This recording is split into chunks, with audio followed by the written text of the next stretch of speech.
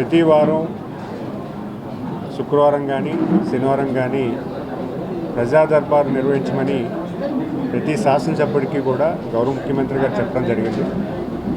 అటు మంత్రులు కానీ శాసనసభ్యులు కానీ ఎంపీ గారు కానీ ఎవరైనా కూడా ప్రజలకు అందుబాటులో ఉండి ప్రజా సమస్యలు పరిష్కరించేలాగా మీరు ఒక వ్యవస్థని కార్యరూపం చేయమని చెప్పి ఆల్మోస్ట్ ఒక 1 year నుంచి కూడా మోర్ దాన్ 1 year నుంచి కూడా ప్రతి వారం ఒకరోజు ప్రజా దర్బార్ పెట్టడం జరిగింది. మరి ఈరోజు నేను విజయనగరంలో ఉండడం వల్ల ఇక్కడ ఉన్నటువంటి ప్రజా సమస్యలు ఏమున్నా కూడా ఇక్కడ అందుబాటులో ఉంటానని ముందుగానే వాళ్ళకి చెప్పడం, ప్రజా సమస్యలు ఏమున్నా కూడా పరిష్కారం చూపించే దశగా నేను ఒక ప్రజా దర్బార్ పెట్టి అందరి దగ్గర కూడా ప్రజానికి ఎవరు ఏ సామాన్యుడైనా కూడా ఈ దర్బార్కి అటెండ్ అయ్యి వాళ్ళ సమస్యను చెప్తే ఖచ్చితంగా దాన్ని సొల్యూషన్కి వచ్చేదానికి మేము ప్రయత్నిస్తాము, దానికి సొల్యూషన్ కార్యరూపం చేస్తామన్న సంగతి కూడా తెలియజేసుకుంటున్నారు. దీనివల్ల ప్రజలు నాయకుడికి ప్రజలకి చేరువుగా ఉంటుంది.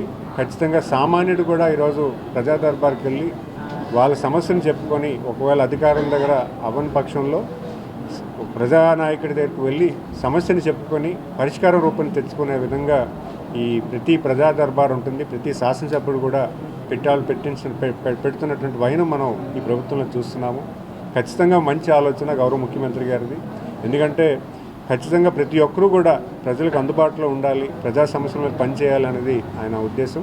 సో ఈరోజు ఇక్కడ నేను పెట్టడం, ఇక్కడ ఉన్నటువంటి గ్రీవెన్సెస్ అన్నీ కూడా నేను వర్క్ చేయడం జరుగుతుంది. ధన్యవాదాలు. వాళ్ళు వెనుపోటు అనుకుంటున్నారు. ఈరోజు ఒక డెమోక్రటిక్ గవర్నెన్స్ వచ్చి 2 ఏళ్ళు అయిందని ప్రజలు ఆనందపడుతున్నారు, ప్రజలు సంతోషం వ్యక్తం చేస్తున్నారు. ఎందుకంటే గతంలో వాళ్ళ వైసీపీ పరిపాలన చేస్తున్న టైంలో ప్రజలు ఎటువంటి భయాందోళన చెందారు, అధికారులు ఎలాంటి పరిస్థితులు ఉన్నారు, అభివృద్ధి కనబడలేదు, చిన్న చిన్న సమస్యలు కూడా గాలికి వదిలేసిన పరిస్థితి వాళ్ళకి కూడా తెలుసు. వాళ్ళ నాయకులు అనేక ప్లాట్ఫామ్లో చెప్పడం జరిగింది, బాబు ఈ రోడ్డు మేము వేసుకోలేకపోయాము, మాకు ఇచ్చిన 5 ఏళ్ళ కాలంలో మేము చేసుకోలేకపోయాము, మీరు అందరూ వచ్చి చేసి పెట్టారు. ఎందుకంటే ప్రతి ప్రజానాయకుడికి కావాల్సింది ఏంటి, వాళ్ళ గ్రామం అభివృద్ధి చెందాలి, మౌలిక వసతులు కావాలి, ఉన్నతమైనటువంటి స్థితిగతులు ఆ గ్రామాల్లో పెరగాలి లేదా పట్టణాల్లో పెరగాలి.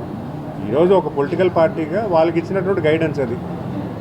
వాళ్ళ సెంట్రల్ పార్టీ ఆఫీస్ నుంచి మీరు ఈ పట్టగా బోర్డు పెట్టుకొని తిరగండి అని చెప్పారు కాబట్టి తిరిగారు, అంతకన్నా ఏం లేదు.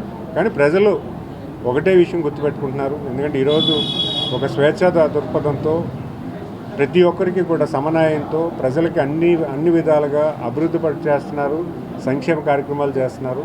భవిష్యత్తు ఈ రాష్ట్రానికి కల్పించే దశగా ఈరోజు ప్రభుత్వం నడుస్తుంది. ఖచ్చితంగా మీ అందరం కూడా అదే విషయంలో కష్టపడుతున్నాం, ప్రతి శాసనసభ్యుడు కూడా కష్టపడుతున్నారు. ఇది మనం చూస్తున్నాం. గౌరవ ముఖ్యమంత్రి గారు ఎప్పటికీ కూడా ప్రజల మధ్యనే ఉంటున్నారు, ప్రజాక్షేమం కోసం పనిచేస్తున్నారు. మరి అలాంటి ప్రభుత్వాన్ని ఎంచుకున్నందుకు ప్రజలందరికీ కూడా నేను పేరున ధన్యవాదాలు తెలియజేసుకుంటూ మాకు ఇచ్చినటువంటి అవకాశంలో ఖచ్చితంగా నా గజపతినగరం నియోజకవర్గానికి ఎంతైనా కొంత మంచి చేకూర్చేలాగా నేను పనిచేస్తాననే విషయాన్ని తెలియజేసుకుంటాను.